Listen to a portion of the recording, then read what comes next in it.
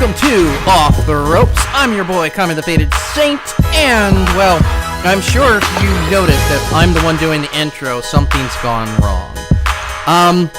Kane will not be joining us tonight. With the ending of Raw, he may have gone just like completely red hazed and actually went and tried to suplex Titan Tower and threw out his back in the process. We will get to that over the course of the review. But we have returning to help us out here is friend of the show, Veston. Welcome to the show again, Veston. Thank you for helping us out once more. You and I watched Extreme Rules together. So Yes, we did. This will be freaking interesting. It was the pay-per-view of the Randy Orton curse, and I did not have high hopes for this pay-per-view at all. And to illustrate that, we're starting the drinking right now. Yeah. Oh, well, here, if you're partaking. Yeah. Oh, You got it. Oh, there we go. What are you drinking tonight? I'm drinking the last of my Port Orleans Slackwater Brown Ale. Oh, I haven't had that. I'm drinking a Clean Slate IPA. Oh. Weirdly enough, I think I just bought a 6-pack of that, and it's just sitting in the fridge for after the podcast when I start the editing. Editing Kami, make sure that you have one, and make sure to put it on Untapped. So, at any rate, we did not have high hopes for Extreme Rules, because despite the fact that Money in the Bank had a couple of good matches, it was kind of blah. What was the one? It was Backlash before that? Mm-hmm. That really wasn't that great, and... Yeah. No. No, I think we skipped Backlash altogether here on the podcast. I so just... angry. Like, yeah, we did. Heard enough about how bad it was that I didn't want anything to do with it. I remember getting home from D&D, and Backlash was still going, and the Samoa Joe... And I looked at the clock, it's like, it's freaking 10 o'clock. This thing should be over. And then looking back, and Samoa Joe's walking out, it's like, oh my god, it's still live. So angry. So angry. It gave me a rage headache that lasted for 3 days. But anyway... A little Go-Go has entered the room. Oh, a little Go-Go has entered the room. Hello, Yes, Hello, Go-Go. Hope you are good. Welcome to the podcast, viewers. This is Go-Go. Veston Mims a few months ago had a little baby girl, and she is listening to a little bit to the podcast, so you may hear her in the background. But we can't really stall much longer, so let's just go ahead, and since they actually bothered to announce the pre-cook, we are actually going to review the pre-cook, and that started off with Cara versus Cien Andrade Almost with the Lady Ciampa. Yes, the Lady Ciampa indeed. I mean, Cien won. Like, nobody was surprised that Cien won. What surprised me is they made such a big deal about signing Sin Cara to an extension. Like, he got his own shoes. They were like, we're going to push you to the moon. And then, yeah. Yeah, he just exactly. disappeared and then just... Like, I mean, it was... Cien can do better. We know he can do better. He can do better. He absolutely can do better. I mean, he could put on 5-star matches. We know this. Cien is going to be the face. Is going to be the Latin face for the WWE if they don't fuck him up like they've done with other acts, like Sin Cara, like Rey Mysterio Jr. The thing I just think Cien has, he has the Lady Ciampa on his side. Yeah, he really kicked off once Zelina showed up.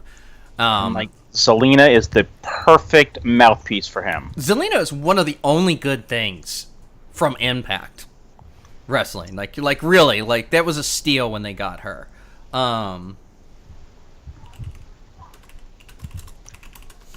So I mean, I don't really.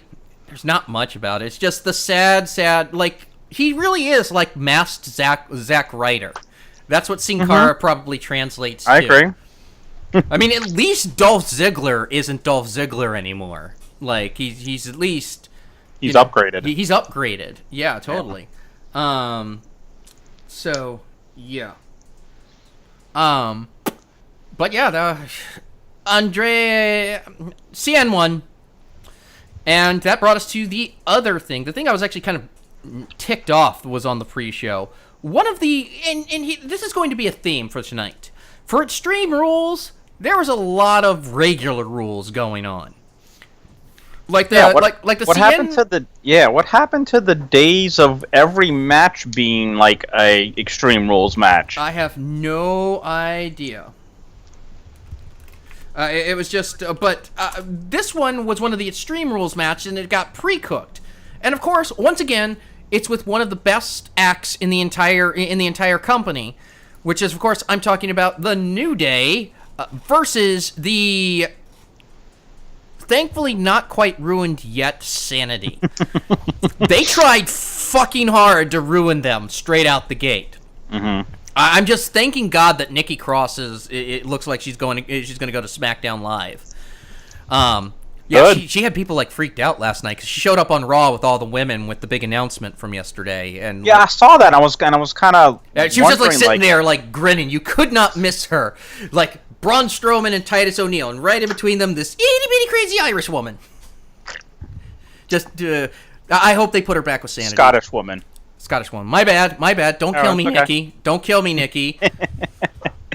You can't because they never book you to win, but it's the truth. But, yeah. I mean, this was a tables match, so it wasn't like elimination tables match. First person to go through a table lost, and it was bedlam like you've come to expect from Sanity. I still think Alexander Wolf is highly underrated as a seller. I would dare say that back in the War Games match, he was the MVP. Killian Dane is fucking scary. He's a beast. And Eric Young, they just need to let him just like talk more, because he was great in Impact, and he was great in NXT, and the key to Sanity being good is going to be not fucking them up. Like, pushing them like you push the Bludgeon Brothers, which is a problem because you've got the Bludgeon Brothers on the same brand. Right. But, I mean, like, this was a match. You get, like, your high-flying with Kofi. You get, like, your power stuff. Big E and Killian was really nice. But in the end, it was, I believe... Sanity taking the win. Sanity took the win. I want to say that Eric Young basically just took Kofi through a table, like, to the outside. Yes. In a really sick-looking spot.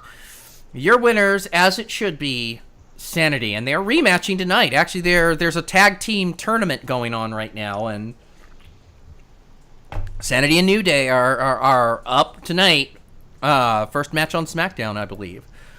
But that, of course, brings us to the pay-per-view proper.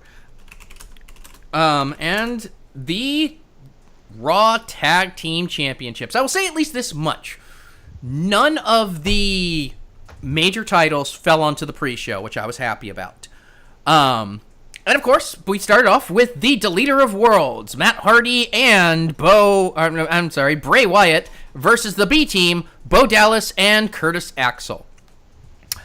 And this was like your feel-good moment. It was a really good match. They teased throughout the entire match, like Bo and Bray starting to mix it up. They were teasing it last night, too. Bo talking about Curtis, how he's the brother that he never had, and he hopes he never disappoints him, and stuff like that. The brother you never had, yeah, right. Yeah, like they're playing this shit up, like, really hard. Like, I was like last night, I was like, okay, so Bo's gonna turn. That's where we're going with this, right? And didn't happen. But it was a fast-paced match. It was pretty brutal. The ending saw the surprise roll-up, and your winners, surprisingly enough, the B-Team, and new WWE Raw Tag Team Champions. They played it up. This was, like I said, this is the feel-good moment of the night. Like, the crowd was into it. We were into it. You know, it was really surprising. I kind of wish that this match would have happened last month instead of this month, back when they were planning on doing it, but I guess Money in the Bank was already too bloated or whatever. So it kind of felt a little stale because they had been doing the things for so long, but it was a good payoff. They did the rematch last night on Raw. which we are recording this 2 weeks behind the pay-per-view. And they won as well in like a really trick finish, and I think the Deleter of Worlds went full heel on us last night because they went to go do the handshake and then they just beat the crap out of everything in the ring. So, I mean, I liked the match. It was serviceable. It was definitely a good feel-good way to start off the evening. Yeah, absolutely. Do you have anything to add to that? No, it was a really good match. Well, I liked it. Well, that go ahead. Brings us to a decent match, but probably the match with the stupidest setup all night, which was, of course, Finn Balor versus Corbin versus Balding Corbin, the Constable of Raw. Constable Corbin. You know, the whole setup to this match is, ha-ha, Finn is shorter than me. And that's it. That was it. And I'd like to say that since then, that has changed, but, like, it hasn't, because Corbin was making freaking Finn Balor short jokes last night on Raw. Stop. You guys need to stop. Really. I mean, can we come up with a better reason for them to feud, I don't know. Like, is there a reason to continue this feud? I mean... No. I like Corbin well enough, and he does the big man style, and he's gotten better, but... He can't play tennis. He can't play tennis. Makes me genetically superior to him, because I can play tennis. Come at me, Baron. Come at me. Do you, though? I don't have to. Oh. I don't. Oh, okay. I don't have to, but I can. He can't even play. Like, he doesn't understand the concept of a racket and a ball. Like, he goes to try and play tennis, and he's like, Parcheesi or whatever. Like, he just can't. But out of the two, clearly, one of them is superior, and that man is Finn Balor. It was a good match, but, I mean, it was Finn just making it a good match, and, Baron did his part. Finn won with the coup de grace. Another thing that really just kind of ticks me off he about... almost got the coup de grace. Almost got the... Almost. Oh, he almost... Did he do, like, a roll-up or something? Or... Yeah. No, you're right. You're right. He did do a roll-up. But the other thing about it is that... And this is the other thing that I'm really starting to work my last nerve. Finn Balor, they, for whatever reason, decided to pull a Rocky Maivia with. And he is just this super smiley babyface. And he's pulling it off. I mean, no one's, like, turned on him or anything, but it's starting to get a little annoying. It's kind of the same thing they're doing with Lashley, too, where he just smiles through everything. Like last night, like, Constable Corbin, because he's a petty little shit, moved all of Finn's stuff to, like, one of those little playhouses, like you buy for, like, a kid or something like that. And he said, it's your private dressing room. Oh, come on. And it was just, like, the most awkward thing. Because, once again, these are Hollywood writers that are writing this skit, and, like, Finn is like, you know what, that's great. I look forward. I'm glad I have my own Finn's Fun House. And Baron, like, got all mad. He's like, well, fine. Let's see how you like it when you face off against Drew McIntyre. Like, did that whole, like, stop, pause thing, like what he was going to say was going to have impact.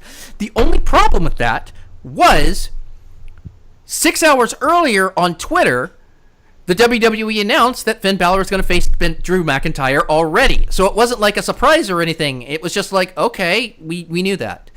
Yeah. Like, I don't get it. Like, can the writers just not get their shit together to remember? Or if you're going to do that, can you just not announce the match beforehand? Yeah, exactly. That's all that had to happen. And it was like, oh, man, that would have been a perfect, ooh, that's a good match. But everyone knew already. So... I don't blame Corbin for that. I blame the writers.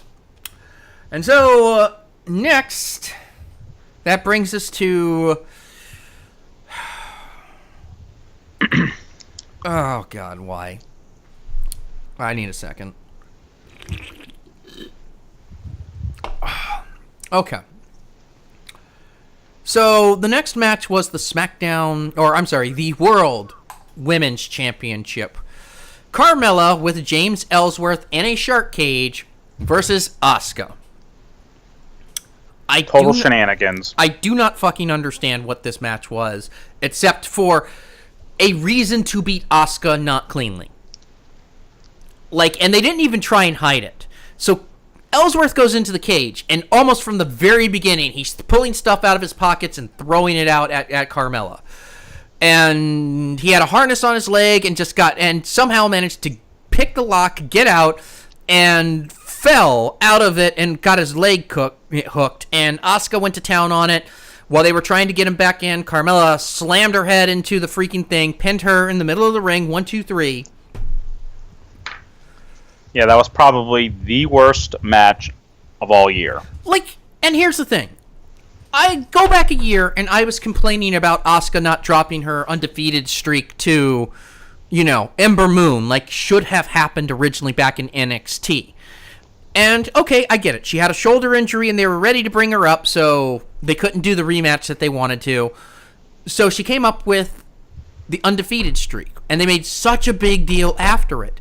But since she fucking lost the streak to Charlotte at Mania, they've done everything in their power, just like they did with Shinsuke Nakamura, which is the primary reason why Okada will never show up on WWE TV. Mm-hmm. That and Okada will never get the Brock Lesnar schedule he has now. But all I'm saying is that that he held a title for over 2 years and he defended it 14 times, which is a grand total of 4 times more than Brock Lesnar as of right now. Yeah, but Okada can only get what he gets. He can only wrestle the matches. He can only wrestle the matches. But I mean,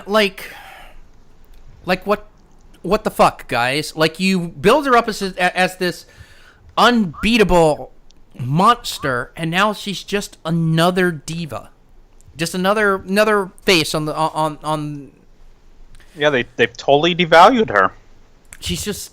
She's not special anymore, just like they did with Shinsuke. What I don't know if they're gonna just turn her heel and weird, and that's when they finally give her a title. I get that it's that the entirety of it is the chase, but this is 2 clean wins. Well, 1 clean win and 1 kind of clean win that Carmella's gotten over Asuka.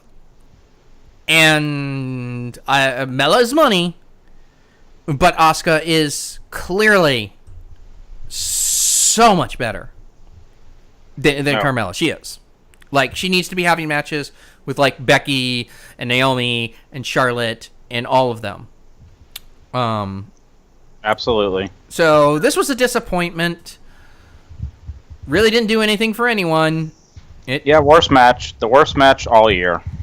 Yeah, so far. Probably.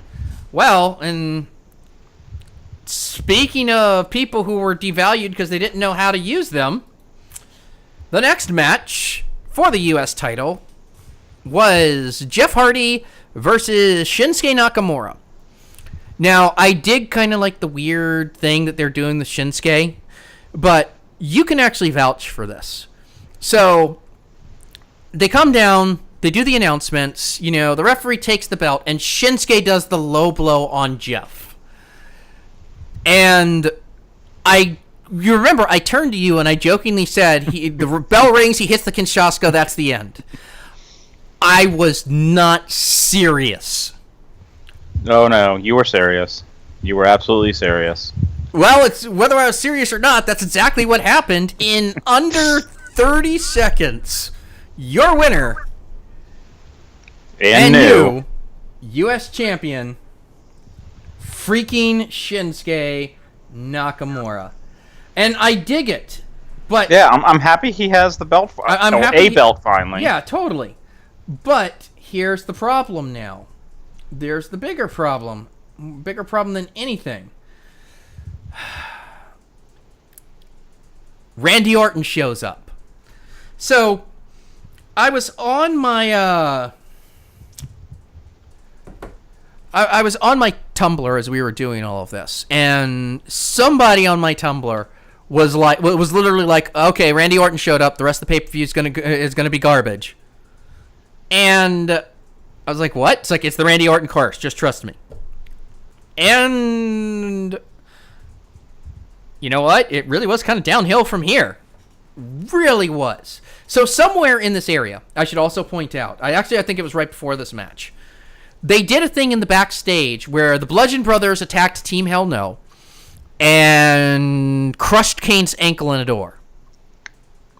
Just kind of keep that in mind, because that kind of set the stage going into this match and going into the next match, which, while a decent match, made no sense in the end. Well, I guess it kind of makes sense now, knowing what I do, because I watched Raw last night. But it was in a steel cage. So, for those of you keeping count, this is now on the main. We're 5 matches in on the main card, and only the second match with a Extreme Rules type clause. No, the first match with an Extreme Rules card. Well, the B team was a regular match, and then Finn and Corbin was a regular match. Asuka and Carmella was the Shark Tank cage match. Okay, I got Shinsuke and Jeff was just a regular match, and then Kevin Owens and Braun Strowman in a steel cage. So that's 2 matches so far that have some kind of cool stipulation. And the build-up to this match is, once again, Braun Strowman can do whatever the fuck he wants and people will cheer for him. Despite the fact that Kevin Owens did nothing wrong. He just tried to be nice. And yes, he probably would have eventually turned on Braun Strowman, because that's Kevin Owens' thing. But all Kevin Owens did was try to be his friend. And then for that, Braun, and really Kurt Angle to an extent, just kind of tortured him mercilessly about it. And it was not fair. That's not, I don't, and, decided that, hey, you're going to have this match in a steel cage. The match was decently paced. It was a lot of Braun beating the crap out of Owens, and then Owens dodging and taking advantage of Braun. Until you finally got to the point where he had beaten Braun down a decent bit and handcuffed him. And this is where shit got weird. Exactly. Like, why didn't he just leave the cage and get out of there?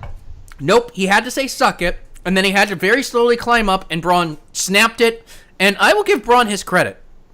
Man, he went from the top rope turnbuckle, and he practically leaped to the top of the cage, and then chokeslammed, like it was very impressive. That was very impressive. And then chokeslammed Kevin Owens, who doesn't deserve half any of this, into the announce table. And your winner, Kevin Owens.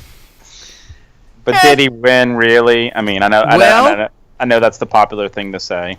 Did he win, really? No. But he showed up on Raw last night, and he argued that I won the match, and Braun has been out of control, and because Stephanie was there, and she's the heel, she agreed, and so we're getting at SummerSlam, Kevin Owens versus Braun Strowman, and if Braun Strowman loses in any fashion, pinfall, submission, countout, disqualification, Kevin Owens gets the Money in the Bank briefcase.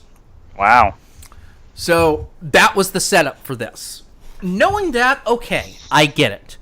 But in the moment, it's fucking stupid. Like, you really want to sit there, like, I get the monster that doesn't care if he wins or loses, but clearly Braun cares, because he wants to be the Universal Champion at some point. So, yeah. And I don't know, maybe this...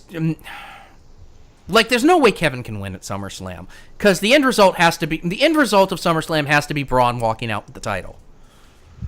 That's the only way that pay-per-view ends well, knowing what we know now. I wouldn't count on it. I wouldn't count on it either, because the WWE is fucking stupid, but it is what it is. Which leads us to probably the biggest disappointment of the entire night. It was supposed to be the Bludgeon Brothers versus Team Hell No for the SmackDown Tag Team Championships. But it was really the Bludgeon Brothers versus Daniel Bryan for 75% of the match. And then Kane came out and tried to help, and it just wasn't good. Like, and here's the thing. One of the big selling points, they were on the promotional poster, the return of Team Hell No. You sat there and you sold a pay-per-view on this shit. You tried this crap at WrestleMania.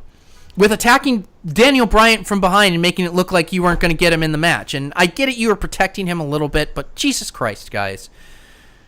If you're going to announce and you're going to promote Team Hell No, have Team Hell No do the match, the entire match. Don't do this bullshit where, oh no, you've broken Kane's leg and now he's probably gone forever. It was awful. Like, I mean, they made it work. The match itself wasn't bad, but just, it was, the circumstances around it just made it bad so storytelling. It just, again, you know, and I don't know. I saw this on one of the What Culture lists and since the pay-per-view, and it kind of blew my mind, but it kind of actually makes sense for all the stupid booking that they do. Is that, you know, WWE's getting to a point where their corporate streams of revenue is more than their, you know, consumer streams of revenue. So they're catering to the corporate streams rather than us. I mean, it doesn't matter what we think. Nope, doesn't matter what we think. If we want to have input, we might as well go watch New Japan or something, which I'm getting damn close to. The way this shit keeps going. Do it. Like watching, like, what was it that we watched together a couple of Saturdays ago? The G1, the special? Yeah, the G1 special from the Cow Palace. Yes. Like, that was a freaking awesome special. Like, every match, even the undercard was really good, and everything was special. Like, freaking, like, what's his name? Broke his freaking neck. Yeah, Haruma. Yeah. Or, what's that guy's name? Super Dragon, Dragon Lee. Yeah, Dragon Lee. Dragon Lee, yeah. Yeah. Like, that was a dumb-ass fucking suplex. Like, everyone knew that suplex was wrong. Didn't look right. Tanahashi, Tanahashi broke his neck. And, I mean, it's a shame. But, I mean, New Japan doesn't treat us like idiots. The WWE clearly does. Yeah, they don't care about us. Not at all. No, it doesn't seem like it, because it just seems like they're getting further and further from it. And I just don't get it. So, I mean, is there really anything else to say about this match? It was a huge disappointment to its mom and its dad, and the match was okay, but yeah, it didn't serve any purpose other than to write Kane out of the story. Yeah, that's pretty much it. Which they brought Kane into the story. I don't get why they needed to do that. Why bring Kane into the story if you were just going to write him out? You got me. Like, I don't fucking... I mean, you're an English major. Why? How does this make any fucking literary sense? A quick cash grab? I don't know. I guess. Just, but, I mean, then you're done. Then next time you try and pull this nostalgia crap, then it's not going to work. Like, what? What's next? Are we going to get the reunion of 3MB? Is that what's about to happen? Are we going to get Heath Slater, Jinder Mahal, and Drew McIntyre doing 3MB again? I doubt it. I doubt it, too. That would be... God, they are just miles apart in their gimmick these days. Yeah. Just makes me so mad. So fucking mad. So, moving on. The match no one wanted.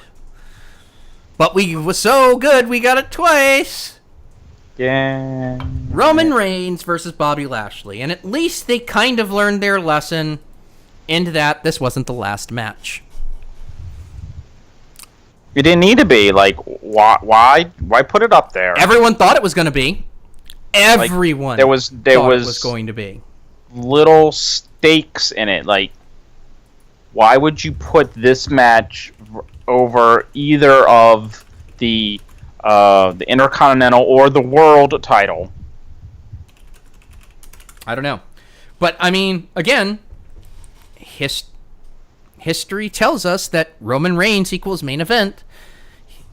Even when he's not... I mean, the WWE World Heavyweight title, which has shown up on every show, thanks to AJ Styles, is not the main event. It wasn't the main event of WrestleMania. It wasn't the main event of Backlash. It wasn't the main event of Money in the Bank. And spoiler alert, it wasn't the main event here either. Everyone thought this was going to be the main event. And this was an okay match. And a surprising ending that Lashley won. Clean. With a spear. And, I was satisfied with that. Until this week. Because Roman got his win back. And now Roman is the fucking... let's be honest here. Let's not mince words. Roman's the main event of SummerSlam with Brock Lesnar. That's what's happening. Brock Lesnar versus Roman Reigns again in a Big Four fucking pay-per-view. When will they ever learn? They won't. And you know what's going to get them to learn? What's going to get them to learn is when people stop subscribing to the freaking network. And when people stop going to their events. When this gets just so fucking old that, it's boring. And that's what it is. What really needs to happen, and it's not going to be TNA, and it's probably not going to be Ring of Honor. New Japan needs to step up, and New Japan needs to decide that they're going to take a major run at the U.S. market. And I swear, if they could get on a fairly accessible network, they would murder the WWE. They really would. I don't think they would exactly murder them because they don't work on a weekly schedule. No, you're right. They don't. And they would probably do tapings and stuff like that. But NXT also doesn't work on a weekly special. And NXT is probably the best thing going. If I didn't watch 3 hours of Raw and 2 hours of SmackDown, 3 hours of SmackDown next year when they go to Fox, I probably would watch NXT a little bit more. But NXT is on fucking fire. They have gotten, this year? 4 matches? 4. We were live for two of those matches. Yeah. Holy Christ. And it was amazing. And I'm willing to bet that, that we may be in store at the end of this week for another 5-star match. If I understand the way things go with Tommaso Ciampa and the angry pudgy Viking. He's not pudgy. He's kind of pudgy. Come on. No, yeah, he's totally. No. Homeboy looks like he enjoys himself a Hostess snack cake. What's wrong with Hostess snack cake? Nothing. I've got Hostess donuts right here. All right. See? So what?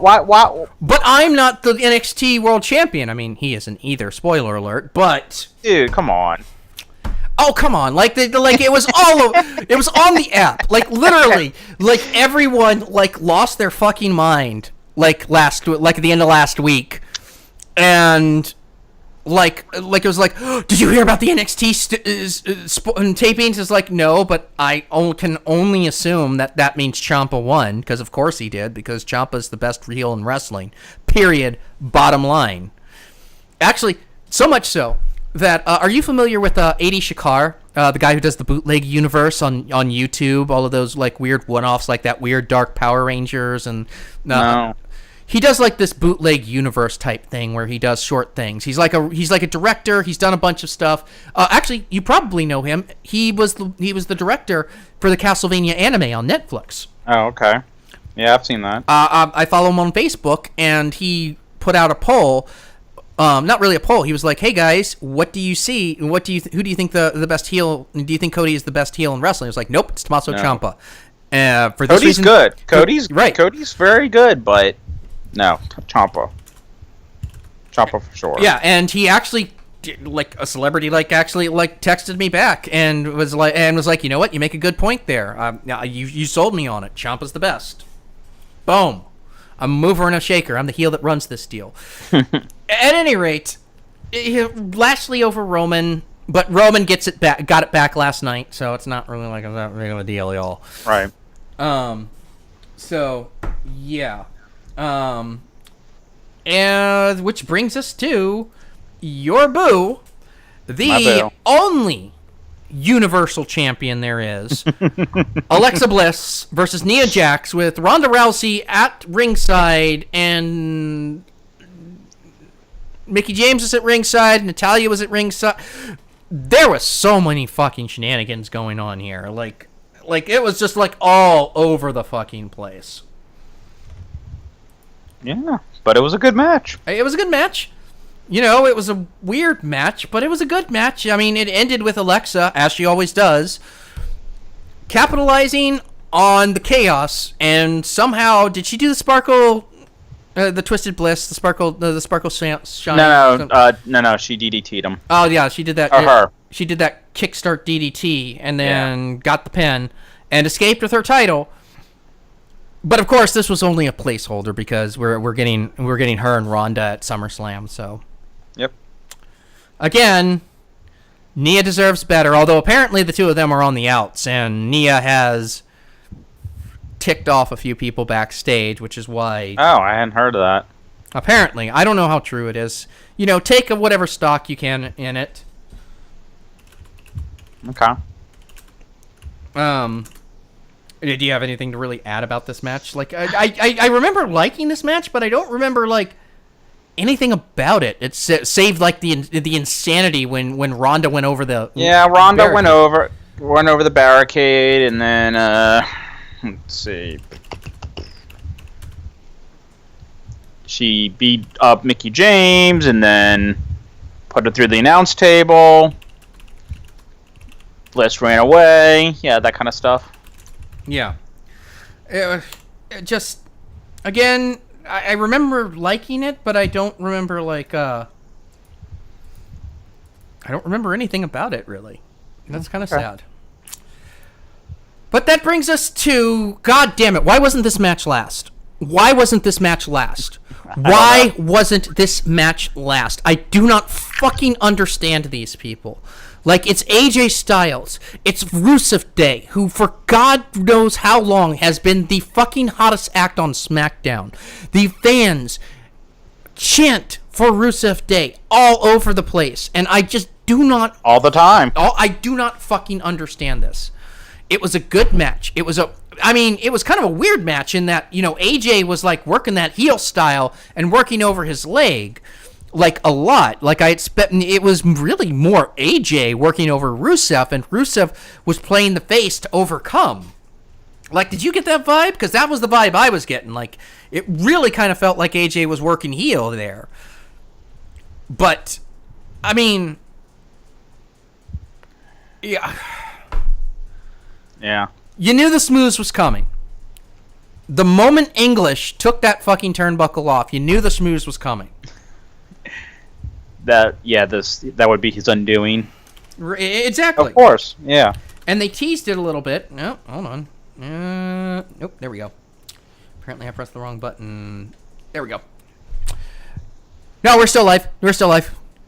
Yeah, so. Yeah, I mean, it was turnbuckle, it was phenomenal forearm, and it was phenomenal forearm number 2, and that's all she wrote. Poor fucking Rusev. He deserves, like, a fucking... title run. He deserves a main title run. Yeah, I agree. I would be for Rusev pinning Brock Lesnar. I'll take it. I'll take anything over Brock Lesnar. I mean... I cannot say how much I enjoyed this match. Again, kind of weird because it felt like they were doing each other's roles, and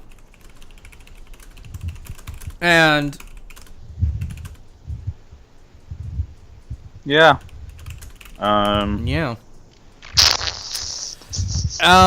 which, God damn this match. Like, understand I say that because I'm not angry at the match. No, the match itself was great, but I'm angry at the fucking fans for this match. That was, of course, the main event for, again, no disrespect to these two guys, but reasons that are fucking beyond me. For the Intercontinental Championship in a 30-minute Iron Man match. Oh, I should point out, Alexa and Nia was an Extreme Rules match, so that was an anything goes, and this is an Iron Man match. So that is a grand total of 4 matches on the 5 if you include the pre-show on the entire card that were under not normal rules. Right. Anyway, Seth Rollins versus Dolph Ziggler with Drew McIntyre. Okay, so these two were always going to put on a good one, but the fucking fans really kind of just ruined this. And apparently, after the pay-per-view went off the air, they gave Seth Rollins a standing ovation.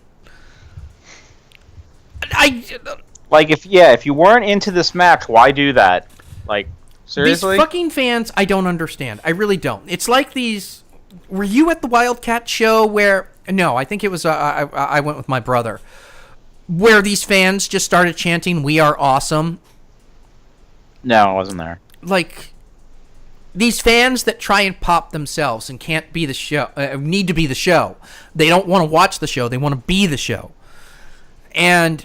it ruins it for the rest, especially those of us at home, because it was every fucking minute they were counting down 10, 9, 8, murr. Yeah, it was so bad that they took the clock off. And then it made it worse. Like, they actually caught, like, I don't know if you saw this, but they actually caught, like, during one of the rest holds, like, you know, Ziggler saying, like, man, it was worse since they took the clock down, and Rollins, like, like, yeah, they should have just kept it up. Nope, I didn't see that. Yeah. And, you know, there was other shenanigans in here, which was kind of like the fact that Drew McIntyre did not draw, like, 3 separate falls for all of the crap he did to get all of that amounted to 1 disqualification fall. Bullshit. He sat there for a solid 3 minutes beating the shit out of Seth. A solid 3 minutes. Like, and the referee had, like, disqualified him really quickly. There should have been a shit ton worth of disqualifications going on there, but nope. And I get it. I get the Iron Man match. Brett and Shawn, you got to go to the time limit. You've got to go and you've got to sit there and put it into overtime. You know, that was one of the reasons why I was pleasantly surprised when the Bar and the Hardy Boys did their tag team Iron Man match, that they didn't go into overtime. That was like a new thing. Mm-hmm. But they did the thing where they ended up tied at the end. Dolph tried to leave. Kurt Angle's like, nope, it's time for sudden death. McIntyre, who had been banned from ringside, came back out, distracted Seth, zigzag, you're done. And that was the end. That was the end of the fucking pay-per-view right there. Just that really bullshit way of ending the pay-per-view. Nobody left happy. Nobody was, like, happy with that. You know, it would have been one thing if they had wrestled a little bit in the sudden death. It was fact. Like, why couldn't they have just tacked that onto the end? Why couldn't they have just had the zigzag out of nowhere and dealt with it on Monday? Why did they have to waste, like, 5 minutes of our time? Like, with that, all the other shenanigans. I don't get it. It's annoying. But that was, in fact, Extreme Rules. Letter grade? C-. I'll give it a C. Like, it was trending to be better than average. Then Randy Orton showed up, and then everything went to shit. A couple of good, like, every match was decent. A couple of gems in there. The storytelling was just fucking awful. Just awful. Just the worst. And, you know, it made even worse so because now we're 2 weeks after the fact and just all of the bullshit. I think the worst part of it was Team Hell No. Mm-hmm. Like, again, they were in the promotional. They made such a big deal out of it, and to not actually, deliver. Actually deliver, just kind of deliver. It's a big tease. It's a big tease. And, it was a big tease. That's all it there's was. a good chance that this is it for Kane. Like, this is 100% it. So, that was Extreme Rules. He's moving on to bigger and better things, isn't he? He deserves it. Good on him. Get away from this circus show. And, yeah, that brings us to the end. This was only a one pay-per-view thing, so thankfully there's no mid-roll or anything like that. But, the next one's SummerSlam, yeah? Mm-hmm. So, yeah, it's going to be SummerSlam, and TakeOver Brooklyn is going to be the next one. Hopefully Kane has recovered from his injuries, and hopefully we get a better show, because I don't know how much longer I can do this. Like, WWE, man, like, I've been a fan for 33 years. And you owe me better than this. You really do. This is just... I don't understand. If this were anyone else, you pulled the plug on gender,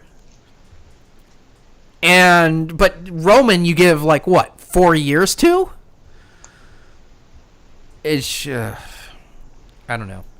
It's just aggravating. Oh, I totally get it. This is why I don't watch the pay-per-views live anymore. They make me angry. But at any rate, like I said, the next time we will be talking to you will be for SummerSlam and for Brooklyn Takeover.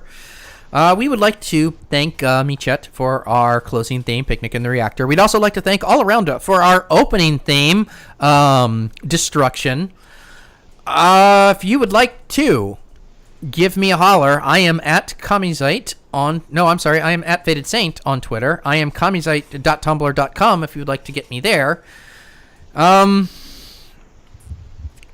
Here's hoping that SummerSlam is better. Here's hoping I can make it to Evolution. Oh, you didn't watch Raw last night, or do you know what that is? Okay, I heard. I want to see that so bad. So yeah. We'll see.